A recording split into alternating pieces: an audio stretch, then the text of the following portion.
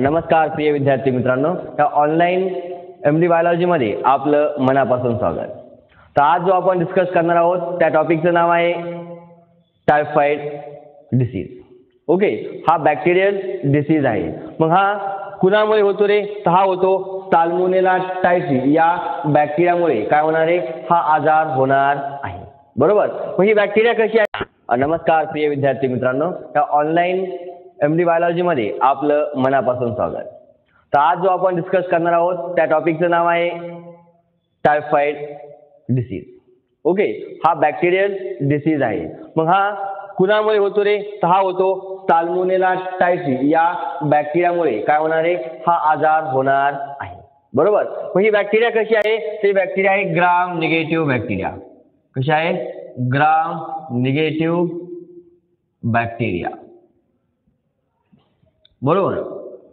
काय नेक्स्ट, पॅथोजेनिसिटी. या बॅक्टेरियाची जी काही पॅथोजेनिसिटी आहे ती का बरं आहे? Due to presence of O antigen. O antigen present असल्यामुळे काय आहे? या बॅक्टेरियाला मध्ये काय येते? पॅथोजेनिसिटी येते. आपण काय म्हणतो? Pathogenicity is due to pathogenicity is due to O antigen. O antigen मुळे काय होणार आहे?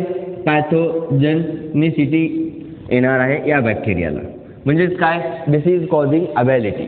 ओके. त्यानंतर नेक्स्ट पॉईंट, हा जो काही टायफॉइड बॅक्टेरिया आहे हे कुठे सापडते रे? इंटेस्टाईन मध्ये. बरोबर. Found in intestine of infected person. Found in intestine of infected person. Infected पर्सनच्या इंटेस्टाईन मध्ये काय होतं रे? ही आपल्याला बॅक्टेरिया सापडते. ओके. आता हे झालं टायफॉइड बद्दल माहिती. आता नेक्स्ट पॉईंट पाहूया आपण, मोड ऑफ ट्रान्समिशन. कशा प्रकारे आजार पसरतो. Okay, mode of transmission. Mode of transmission.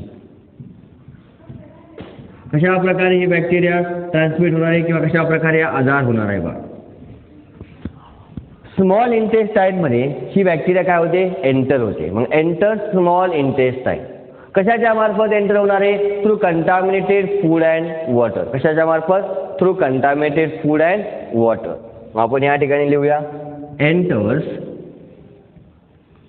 Small intestine. Enters small intestine through contaminated food and water. Through contaminated food and water. काही इन्सेक्ट्स आहेत, जसं की इन्सेक्ट्स असतील, जसं की हाऊसफ्लाय आहे, कॉक्रोच आहे. हे कशावर फिडिंग करतात? ते फीड ऑन फिकल मॅटर. आणि मग ते काय करतात रे? हा बॅक्टेरियाला काय करतात?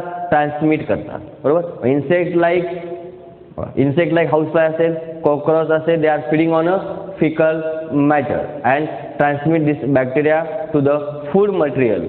ओके, ठीक आहे. त्यानंतर आपण पाहूया याचा नेक्स्ट पॉईंट, तो म्हणजे काय? सिम्पटम्स कोणकोणते आहेत. जर हा आजार झाला तर कसं समजणार आपल्याला आजार झालाय म्हणून? तर पहा, जी फिवर आहे तर किती येते रे? 39 to 40 डिग्री सेल्सिअस. मग आपण काय म्हणा? हाय फिवर. काय आहे? हाय फिवर 39 to 40 डिग्री सेल्सिअस. त्यानंतर काय होणार आहे? डोकं दुखणार आहे. ओके, आपण काय म्हणतो? हेडेक. कॉन्स्टिपेशन. बरोबर. कॉन्स्टिपेशन सगळ्यांना माहिती आहे. सकाळ सकाळी म्हणजे जास्त वेळेस काय होते? वॉशरूमला जावं लागतं. मग आपण काय म्हणतो? हेडेक, डोकं दुखणार आहे. नेक्स्ट काय म्हणलं? कॉन्स्टिपेशन. कॉन्स्टिपेशन.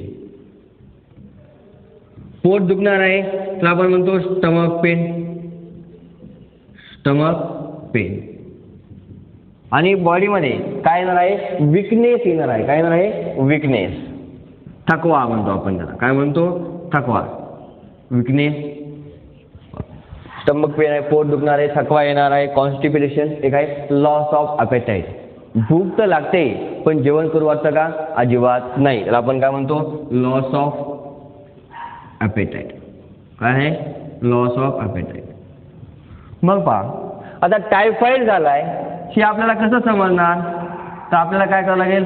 डायग्नोसिस. काय करणार आहे? डायग्नोसिस. बरोबर. म्हणजे आपल्याला एक टेस्ट करावं लागणार आहे. मग कोणती टेस्ट? Widal test. त्या विडाल टेस्टमधून आपल्याला समजतं की त्या व्यक्तीला टायफॉइड झालेला आहे की नाही. मग diagnosis by Widal test. Widal test काय? डायग्नोसिस. ओके. ट्रीटमेंट कशी करणार आपण? पहा, आता काय आपल्याला समजलं की ह्या व्यक्तीला काय झालेला आहे? आजार झालेला आहे. तर मग ट्रीटमेंट करावं लागेल का नाही? बरोबर. मग आपण काय करणार? त्याला अँटीबायोटिक देणार. काय देणार? अँटीबायोटिक. कोणती? क्लोरोमायसिटिन नावाची आपण त्या व्यक्तीला काय करतो? अँटीबायोटिक देतो. Antibiotic like क्लोरोमायसिटिन. क्लोरोमायसिटिन नावाची आपण काय करणार? त्या व्यक्तीला अँटीबायोटिक देणार. बरोबर. त्यानंतर WHO न 2 वॅक्सिन काय केल्यात रे? डिस्कवर केल्यात. एकाला काय? ओरल वॅक्सिन आणि काय? Injectable vaccine. एक वॅक्सिन कोणती आहे? ओरल. आणि कोणती आहे? इंजेक्टेबल. ओरल कोणती बघा? Typhoid 21A. TY21A म्हणजे काय? Typhoid 21A.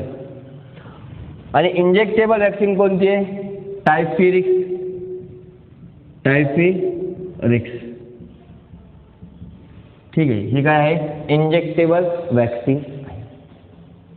आपण याचं स्ट्रक्चर जर पाहिलं बॅक्टेरियाचं, सपोज हे आहे बॅक्टेरिया. हा जर आउटर कोट आहे तर आपण कॅप्सूल म्हणूया. आणि हे जे काय आहे फ्लॅजेला. ओके. हा काय? कॅप्सूल. या कॅप्सूलमध्ये कोणता अँटीजन प्रेझेंट आहे? के अँटीजन प्रेझेंट आहे. काय प्रेझेंट आहे? के अँटीजन. हे आहे सोमॅटिक. यामध्ये कोणता अँटीजन प्रेझेंट आहे? ओ अँटीजन प्रेझेंट आहे. आणि हा जो काय फ्लॅजेला आहे, हा फ्लॅजेला, या फ्लॅजेलामध्ये काय प्रेझेंट आहे? यस अँटीजन प्रेझेंट आहे. काय प्रेझेंट आहे? यस अँटीजन प्रेझेंट आहे. काय काय पाहिलं आपण? टायफॉइड हा बॅक्टेरियल डिसीज आहे. कोणत्या बॅक्टेरियामुळे होतो? साल्मोनेला टायफीमुळे. ही बॅक्टेरिया कशी आहे? ग्राम निगेटिव्ह बॅक्टेरिया. पॅथोजेनिसिटी कशामुळे येते? Due to presence of O antigen. कशामुळे? ओ अँटीजन प्रेझेंट असल्यामुळे काय होते? पॅथोजेनिसिटी येते. मग ही बॅक्टेरिया कुठे सापडते? इन्फेक्टेड पर्सनच्या इंटेस्टाईनमध्ये. ट्रान्समिशन कशा पद्धतीने होणार आहे? तर ट्रान्समिशन होणार आहे थ्रू कंटॅमिनेटेड अँड फूड. आणि कुठे सापडते? स्मॉल इंटेस्टाईनमध्ये. सिम्पटम्स काय आहेत? डोकं दुखतं, थकवा येतो, भूक लागते पण जेवण करू वाटत नाही, आणि पोट दुखणार आहे. हे सगळं काय सिम्पटम्स आहे. डायग्नोसिस आपण कशा प्रकारे करणार? विडाल टेस्टच्या मार्फत. ट्रीटमेंटसाठी काय करणार आपण? एक अँटीबायोटिक यूज करतो, त्याचं नाव आहे क्लोरोमायसिटिन. आणि WHO-नं 2 वॅक्सिन डिस्कवर सांगितले, एक ओरल आणि इंजेक्टेबल. ओरल वॅक्सिन कोणती आहे? Typhoid 21A. आणि इंजेक्टेबल कोणती आहे? टायफॉइड. ठीक आहे. मग आवडला असेल तर व्हिडिओ नक्की लाईक करा, सबस्क्राईब करा आणि शेअर करा. थँक्यू.